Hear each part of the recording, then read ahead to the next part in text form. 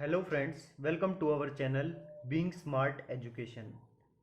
हम MDU MSc mathematics first semester की real analysis के टॉपिक्स कर रहे हैं। पिछली क्लास में हमने यूनिट 2 स्टार्ट की थी। उसका फर्स्ट लेक्चर हो गया था। जिसने भी वो वीडियो ना देखी हो तो पहले उसको देखें, उसके बाद ये क्लास समझ में आएगी, क्योंकि उसके जहाँ से हमने वो क्लास ख़त्म की थी उसके आगे से ही ये शुरू कर रहे हैं। तो पिछली क्लास में हम क्या क्या कर चुके थे? डेफिनेशंस कर चुके थे कन्वर्जेंस ऑफ सीक्वेंस की, point wise convergent, point wise limit, classical definition of point wise convergence, और उसके दो एग्जाम्पल हम कर चुके थे। ठीक। उसके बाद हमने एक रिमार्क डिस्कस किया था कि इम्पोर्टेंट क्वेश्चन ये नहीं है कि हर फंक्शन हर हर फंक्शन सीक्वेंस का सर्टेन प्रॉपर्टी को होल्ड करेगा, कि जैसे कॉन्टिन्यूस होगी, बाउंडेडनेस होगी, डिफरेंशिएबिलिटी होगी, इंटीग्रेबिलिटी होगी, कि जो सीक्वेंस ऑफ फंक्शन है ना वो इन सब प्रॉपर्टी को होल्ड करेगा। Then this property transfer to limit function. और ये जरूरी बिल्कुल भी नहीं है कि जो लिमिट फंक्शन उनका आएगा एफ एक्स, कि वो भी इन सारी प्रॉपर्टीज को होल्ड करे, ये जरूरी बिल्कुल भी नहीं है। और ये सारी चीज हम एक काउंटर एग्जांपल शो करके बताएंगे कि ये जरूरी नहीं है कि अगर सीक्वेंस ऑफ फंक्शन कॉन्टिन्यूस है तो उसका लिमिट फंक्शन भी कॉन्टिन्यूस हो, या डिफरेंशिएबल हो, या इंटीग्रेबल हो। क्लियर? इसके लिए हम कुछ एग्जाम्पल लेके दिखाएंगे। तो सबसे पहले एग्जाम्पल ले रहे हैं हम बाउंडेडनेस का। एक हमने ज्योमेट्रिक सीरीज कंसीडर की, geometric series 1 + x + x² + x³ की, जो कि कन्वर्ज करती है 1 - x⁻⁻1 पे। क्लियर? एक ज्योमेट्रिक सीरीज ली हमने 1 + x + x² + x³ + -- जो कि कहाँ कन्वर्ज करती है? 1 - x⁻⁻1 पे। इन इंटरवल, जब इंटरवल क्या हो, x-1 to 1 के बीच में हो, तब ये सीरीज इस पे कन्वर्ज करती है। क्लियर? कहाँ पे कन्वर्ज करती है? 1 - x⁻⁻1 पे कन्वर्ज करती है इस इंटरवल पे। बट ये जो चीज है, जो ये अच्छा इस पे ये सीरीज है और ये इस पे कन्वर्ज करती है। क्लियर? लेकिन ये जो 1 - x⁻⁻1 है, ये ये चीज तो, अब ये देखो बाउंडेडनेस ले रहे हैं हम। अब मैं क्या दिखाना चाह रहा हूं कि ये जो सीरीज है ये तो सारी बाउंडेड है। मैं काउंटर एग्जांपल दिखाना चाह रहा हूं कि जो भाई सीक्वेंस ऑफ फंक्शन था ना, इस रिमार्क के थ्रू समझो मैं क्या दिखाना चाह रहा हूं। इसमें मैंने कहा था कि अगर ये अगर ये सीक्वेंस ऑफ फंक्शन बाउंडेड है, कॉन्टिन्यूस है, डिफरेंशिएबल है, तो जरूरी नहीं कि जो लिमिट फंक्शन एफ एक्स आएगा वो भी बाउंडेड होगा, कॉन्टिन्यूस होगा। तो मैंने क्या किया, एक ज्योमेट्रिक सीरीज दिखा दी, जो कन्वर्ज करती है इस पॉइंट पे। और ये सीरीज हर जगह बाउंडेड है। देखो यहाँ पे भी ये 1 तो 1 ही है, और x-1 और 1 के बीच में है, इसकी हर एक टर्म -1 और 1 के बीच में है। तो ये पूरी सीरीज बाउंडेड होगी, क्योंकि ईच टर्म बाउंडेड है तो पूरी सीरीज भी बाउंडेड होगी। क्लियर?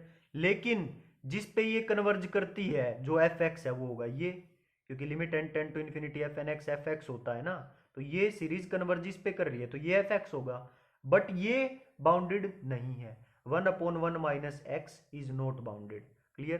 तो ये हमने वो एग्जाम्पल दिखा दिया जिसमें सीरीज तो बाउंडेड है, लेकिन लेकिन सीक्वेंस जो लिमिट फंक्शन है वो बाउंडेड नहीं है। ये वो एग्जाम्पल है जिसमें सीरीज है बाउंडेड फंक्शन की, बट ये जरूरी नहीं कि जिस पॉइंट पे वो कन्वर्ज कर रही हो वो भी बाउंडेड हो। ये दिखा दिया ना। तो यहाँ पे बाउंडेड की चीज तो हमने दिखा दी। अब नेक्स्ट एग्जाम्पल ले रहे हैं हम कॉन्टिन्यूटी का। हम क्या दिखाएंगे कि जो एफ एन एक्स है, एक ऐसा एग्जाम्पल दिखा देंगे हम कि एक ऐसा एग्जाम्पल दिखा देंगे जिसमें वो sequence of function F N X तो कॉन्टिन्यूस होगा, लेकिन जरूरी नहीं कि उसका लिमिट फंक्शन भी कॉन्टिन्यूस हो। ये जरूरी नहीं, ये दिखा देंगे हम एग्जाम्पल से। अब देखिए, कंसीडर द सीक्वेंस। समझ आ रहा है? हाँ सर समझ आ रहा है, अच्छे से आगे करवाओ। अब आगे देखो कॉन्टिन्यूटी की। कंसीडर द सीरीज, एक सीरीज ले ली हमने, summation n is from 0 to infinity fn, where F N X क्या है उसमें, एफ एन एक्स ले लिया हमने, मतलब खुद से एग्जाम्पल दे रहे हैं हम, आपको ध्यान भी रखने, ये एग्जाम्पल पूछ भी सकता है एग्जाम में। क्या exam, F N X is equal to X की power 2n upon 1 plus X की पावर 2n, जहाँ पे x है रियल नंबर से। तो limit n tend to infinity F N X निकालेंगे तभी तो एफ एक्स आएगा। Clear. Then limit n tend to infinity F N X exist for each x belong to r। हर x बिलोंग टू r के लिए ये limit exist करती है। और लिमिट फंक्शन क्या आया, अगर इस पे limit n tend to infinity लगाएंगे तो क्या आएगा, देखो ये आएगा। जब limit n tend to infinity लगाएंगे तो हम इसकी लिमिट कैसे निकालते थे, x की पावर 2n ऊपर से कॉमन ले लेंगे और नीचे से भी कॉमन ले लेंगे। तो क्या बच जाएगा, ऊपर तो x की पावर 2n और x की पावर 2n से 2n कट जाएगा, ऊपर बचेगा 1। और अपॉन में यहाँ ये तो गया बाहर, यहाँ बचा 1 और ये आ जाएगा 1 अपॉन एक्स की पावर 2n। इतना समझ आया। क्लियर। तो जब हम उस पर limit n tend to infinity लगाएंगे तो देखो मैं एक बार लिख के बता देता हूँ क्या आएगा ये देखो ये आएगा limit n tends to infinity x की पावर 2n और x की पावर 2n नीचे से भी कॉमन ले लिया, तो यहाँ से बचा 1 अपॉन एक्स की पावर 2n प्लस में 1। इतना आया x belong to r। x की पावर 2n से x की पावर 2n कट जाएगा। अब देखिए क्या है, अब तीन केस बनते हैं कि अगर ये x की पावर 2n, अगर इसमें जो ये x है, अगर इसमें जो ये x है, x का मोड लेस देन 1 है, x इक्वल टू 1 है, या mode of x greater than 1 है। ये तीन केस बनते हैं इसमें। जब x का मोड लेस देन 1 होगा, तो जब लेस देन 1 होता है तो जब उसकी पावर इन्फिनिटी करते हैं हम तो क्या आती है 0।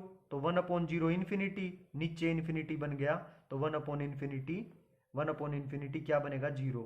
मोड x लेस देन 1 के लिए वैल्यू क्या आएगी 0। जब मोड x इक्वल टू 1 होगा, जब ये x 1 होगा तो 1 अपॉन 1 1, 1 प्लस 1 2, ये आ जाएगा 1/2।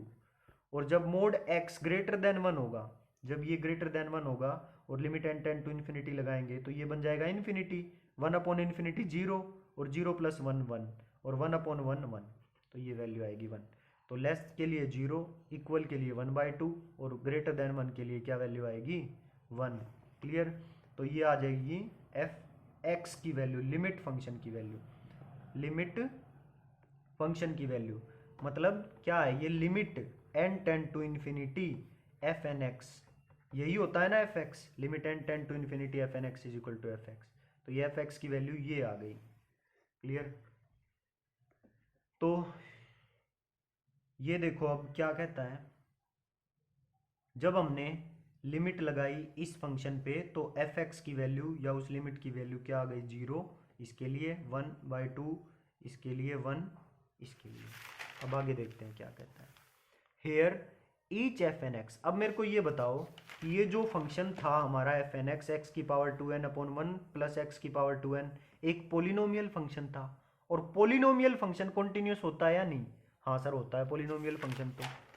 तो यही लिखा मैंने, here each F N X X की power 2n upon 1 plus X की power 2n is polynomial function, so is continuous on R. ठीक, but f is discontinuous at x is equal to plus minus 1।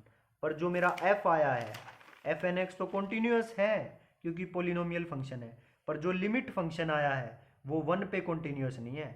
1 से छोटी values के लिए तो 0 है, 1 के लिए और कुछ है, ग्रेटर देन 1 के लिए और कुछ है ना, क्योंकि इसके लिए तो 0 है छोटी वैल्यूज के लिए, और इक्वल टू 1 के लिए 1/2 है, और ग्रेटर देन 1 के लिए 1 है, तो कॉन्टिन्यूस नहीं है ना। उन पॉइंट्स के लिए कुछ और है, किसी पॉइंट के लिए कुछ और वैल्यू है।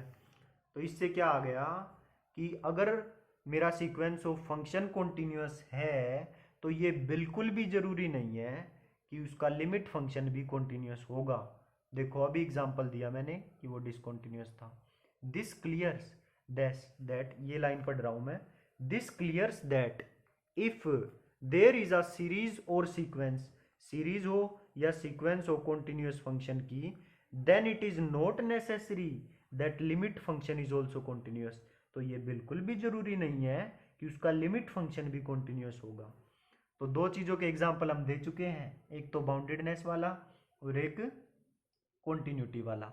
अब हम एग्जांपल देंगे डिफरेंशियल का, कि जो लिमिट फंक्शन है हम क्या दिखाएंगे इसमें। पहले ये बात बस सुन लो थोड़ी देर के लिए, समझ बाद में आ जाएगी, इस चीज की मैं गारंटी देता हूं। अब देखो क्या है, हम क्या दिखाएंगे इस एग्जाम्पल में, हम ये दिखाएंगे कि लिमिट फंक्शन का डिफरेंशियल, लिमिट फंक्शन का डिफरेंशिएशन, लिमिट फंक्शन का डिफरेंशिएशन, और ये लाइन यहां पे है, देखो यहां लिखी हुई है limit of differential, limit of differential, differential की लिमिट, जो डिफरेंशियल फंक्शन का डिफरेंशिएशन किया है उसकी जो लिमिट है वो इक्वल नहीं होगी लिमिट के डिफरेंशिएशन के। दोबारा पढ़ो इसको ध्यान से, लिमिट ऑफ डिफरेंशियल फंक्शन है, इसका डिफरेंशियल कर दिया इसकी लिमिट, तो इसको हम क्या बोलेंगे, limit of differential, limit of differential is not equal to differential की लिमिट। ठीक, limit of differential is not equal to differential of limit, मतलब लिमिट का डिफरेंशिएशन, लिमिट का डिफरेंशिएशन डिफरेंशिएशन की लिमिट के इक्वल नहीं होगा, ये हम दिखाएंगे। लिमिट का डिफरेंशिएशन डिफरेंशिएशन की लिमिट के इक्वल नहीं होगा, ये हम दिखाएंगे। क्लियर, तो ये चीज हम शो करेंगे, देख लिया ना। अब इसके लिए मैंने एग्जांपल क्या लिया, इसके लिए एग्जांपल कि जो सीक्वेंस ऑफ फंक्शन है एफ एन, हमने एक सीक्वेंस ऑफ फंक्शन ले लिया F N, where F N X मैंने खुद से लिया फंक्शन, एग्जांपल ये दिखाने के लिए जो अभी बताया, क्या लिया, sine N X upon under root N X, X belong to real number. Clear, क्या एग्जांपल लिया, F N X is equal to sine N X upon under root N, जहाँ पे एक्स बिलोंग टू करता है real number से। Clear, तो मैं F x कैसे निकालूंगा, बताओ जल्दी, एफ एक्स कैसे निकलेगा, इस पे limit N ten to infinity लग के एफ एक्स निकलता है ना, एफ एक्स क्या होता है मेरा, limit N ten to infinity F N X. Clear, और इस पे जब मैं एन टेन टू इन्फिनिटी लगाऊंगा, क्योंकि साइन फंक्शन तो बाउंडेड होता है -1 to 1 के बीच में, और जब एन टेन टू इन्फिनिटी होगा तो ऊपर कोई बाउंडेड चीज और नीचे इन्फिनिटी, तो लिमिट क्या आएगी, जीरो, हर एक्स बिलोंग टू आर के लिए लिमिट जीरो आएगी, तो मेरा फंक्शन एफ एक्स क्या आ गया, zero, F X is equal to क्या आ गया, जीरो। तो उसका अगर फंक्शन जीरो है तो उसका डेरिवेटिव भी जीरो होगा, तो एफ डैश एक्स भी क्या आएगा, zero. So F dash zero क्या आएगा, एफ डैश जीरो भी जीरो आएगा। क्लियर, ये फंक्शन लिया था मैंने पहले limit N ten to infinity लगा के एफ एक्स निकाल लिया, तो एफ एक्स क्या आया, zero for all X belong to R, और एफ एक्स जीरो है तो एफ डैश एक्स भी जीरो होगा, तो एफ डैश जीरो क्या होगा, एक्स की value, F dash X zero है तो एक्स तो इसमें है ही नहीं, तो एफ डैश जीरो भी जीरो होगा। यहाँ तक समझ आया या नहीं, पहले मेरे को ये बताओ, आ गया। अब आगे देखो, F N dash X, F N dash X, अब ये तो मैंने निकाल लिया, पहले लिमिट निकाल ली, पहले लिमिट निकाल ली, लिमिट फंक्शन आया जीरो, पहले लिमिट निकाल ली, फिर उसका डेरिवेटिव किया तो वो क्या आया, जीरो, पहले लिमिट निकाल ली फिर उसका डेरिवेटिव किया। ठीक, पहले लिमिट निकाल ली फिर उसका डेरिवेटिव किया, मतलब ये वाला पार्ट मैं निकाल चुका हूं, पहले लिमिट निकाल ली फिर उसका डेरिवेटिव किया। अब क्या करूंगा मैं, पहले डेरिवेटिव करूंगा, फिर जो डेरिवेटिव आएगा उसकी लिमिट निकालूंगा, और फिर ये दिखा दूंगा कि दोनों इक्वल नहीं है। क्लियर, तो पहले मैंने इसका डेरिवेटिव निकाल लिया जो एफ एन एक्स लिया था, डेरिवेटिव क्या आएगा, देखो क्या आएगा, अच्छा डेरिवेटिव एक्स के रिस्पेक्ट में है तो ये तो कांस्टेंट है, ये बाहर आ जाएगा, साइन एन एक्स का डेरिवेटिव कोस एन एक्स, और एन एक्स का डेरिवेटिव एन, तो ऊपर आ गया N dot cos N X upon root N, जो बाहर ले लिया था रूट एन, और ये ऊपर एन था तो ऊपर रूट एन बच जाएगा, और इसका कोस एन एक्स जो आया था। क्लियर, तो इसका डेरिवेटिव ये आ गया। अब इसके डेरिवेटिव पे अगर हम लिमिट लगाते हैं तो limit N ten to infinity लगाओ, इसके डेरिवेटिव पे क्या आएगी, limit N ten to infinity, तो limit N ten to infinity आएगी इन्फिनिटी, क्योंकि कोस भी बाउंडेड फंक्शन है, और एन में इन्फिनिटी जाएगा तो इन्फिनिटी इंटू कोई बाउंडेड चीज इन्फिनिटी। क्लियर, तो डिफरेंशिएशन की लिमिट, डिफरेंशिएशन की लिमिट आई इन्फिनिटी, और लिमिट का डिफरेंशिएशन आया जीरो, तो इक्वल नहीं आया ना, तो ये एग्जांपल दिखा दिया कि लिमिट का डिफरेंशिएशन डिफरेंशिएशन की लिमिट के इक्वल नहीं होगा।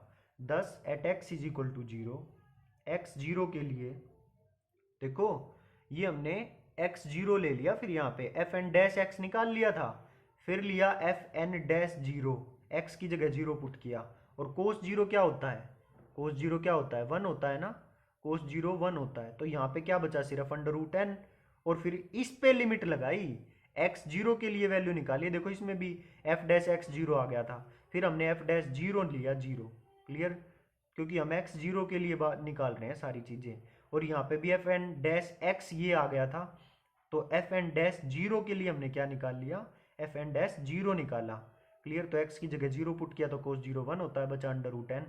तो जब limit N ten to infinity लगाएंगे इस पे तो क्या आएगी, इन्फिनिटी। ठीक, तो limit 10 at X is equal to zero, X zero के लिए the sequence of function F N dash X diverges, F N dash X diverges whereas the limit function F dash X is zero. लेकिन जो limit function आई थी वो zero आई थी, zero पे। So the limit of differential is not equal to the differential of limit. तो इससे क्या आ गया कि जो लिमिट ऑफ डिफरेंशियल था, लिमिट लिमिट ऑफ डिफरेंशियल था वो डिफरेंशियल की लिमिट के इक्वल नहीं था। क्लियर, तो हमने डिफरेंशिएशन के लिए भी अपनी बात क्लियर कर दी। अब एक लास्ट और बचता है, इंटीग्रेशन को और देख लेते हैं। क्या इंटीग्रेशन में भी डिफरेंशिएशन की तरह होता है? हाँ बिल्कुल, इसमें भी हम जो ये इंटीग्रेशन का दिखाएंगे, इसमें भी हम यही दिखाएंगे कि इसमें भी हम यही दिखाएंगे कि जो इंटीग्रेशन है, पहले इंटीग्रेशन है उसकी लिमिट, मतलब इंटीग्रेशन की लिमिट और लिमिट का इंटीग्रेशन इक्वल नहीं होगा, ये दिखाएंगे हम। जिस तरह इसमें डिफरेंशियल की लिमिट, जिस तरह इसमें दिखाया था ना, डिफरेंशियल की limit is not equal to limit का डिफरेंशिएशन, वैसे ही इसमें दिखाएंगे कि इंटीग्रेशन की लिमिट और लिमिट का इंटीग्रेशन इक्वल नहीं आएगा। ऐसा कोई एग्जाम्पल दिखाएंगे हम। समझ आया? अब आगे देखो कैसे। एक सीक्वेंस ले लिया हमने, sequence of function F N. ठीक, उसके लिए हमने एग्जाम्पल क्या लिया, F N X is equal to N X into one minus X square की पावर एन। ये एग्जाम्पल लिया, N X into one minus X square की पावर एन। और एक्स किस किस के बीच में लिया, यहाँ देखो एक्स रियल नंबर लिया था, यहाँ पे एक्स किसके बीच में लिया, जीरो और वन के बीच में। एक्स किसके बीच में लिया, जीरो और वन के बीच में।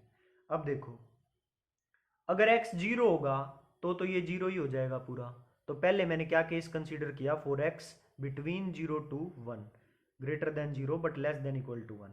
क्लियर, तो limit n ten to infinity F N X लगाऊंगा, तो limit n ten to infinity F N X क्या आएगी, जीरो। क्योंकि x जो है मेरा, x जीरो और वन के बीच में है, x जीरो और वन के बीच में है, तो x जीरो और वन के बीच में होगा तो उसकी x जीरो और वन के बीच में होगा, तो जब लिमिट लगाएंगे, limit n ten to infinity, तो क्या आएगी लिमिट क्या आएगी, जीरो के इक्वल। क्योंकि यहाँ जो वैल्यू आएगी, देखो यहाँ ये x जीरो से वन के बीच में है, जैसे मान लो वन बाई टू ही होगा, तो ये वन बाई टू का स्क्वायर वन बाई फोर हो जाएगा, और one minus one by four कितना आ जाएगा, one minus one by four, three by four आ जाएगा। और थ्री बाय फोर की पावर n, और limit n ten to infinity है, थ्री बाय फोर की पावर इन्फिनिटी जीरो आ जाएगी ना, तो जीरो इंटू कुछ भी, ये भी जीरो आ जाएगा। क्लियर, तो limit n ten to infinity F N X zero to one के लिए क्या आई, जीरो। और जब जीरो होगी at X is equal to zero, तो जीरो वैसे ही आ जाएगा, एफ एन जीरो क्या आएगी, जीरो, और लिमिट लगाएंगे तो जीरो। तो limit n ten to infinity F N zero, X zero के लिए बात करें हम, limit n ten to infinity F N zero क्या आ गई, जीरो। तो मेरा फंक्शन क्या आया, देखो जीरो से वन के बीच में जब जीरो के इक्वल नहीं लिया था तब भी एफ एक्स जीरो आया, और यहाँ पे भी एफ एक्स की वैल्यू जीरो आई। तो लिमिट फंक्शन क्या आ गया, लिमिट फंक्शन एफ एक्स क्या आ गया, limit n ten to infinity F N X is zero. यहाँ तक समझ आया?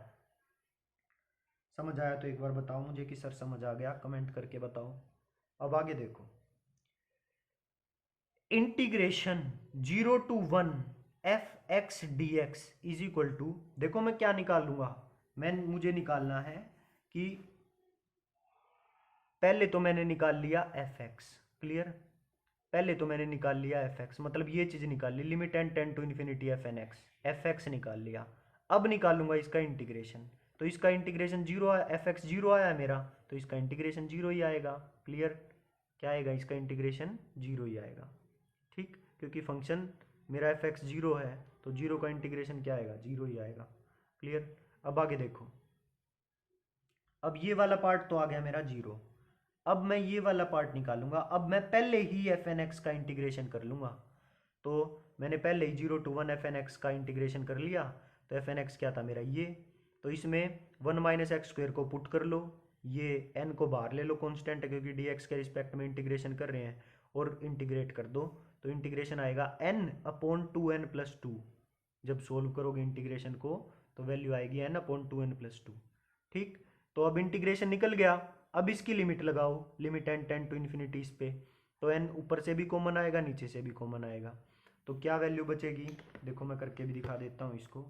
n/2n+2, ऊपर से भी हम n कॉमन ले लेंगे तो ये n कॉमन आ गया, और नीचे से भी n कॉमन ले लेंगे तो यहाँ पे बचेगा 2 + 2/n, n से n कट जाएगा।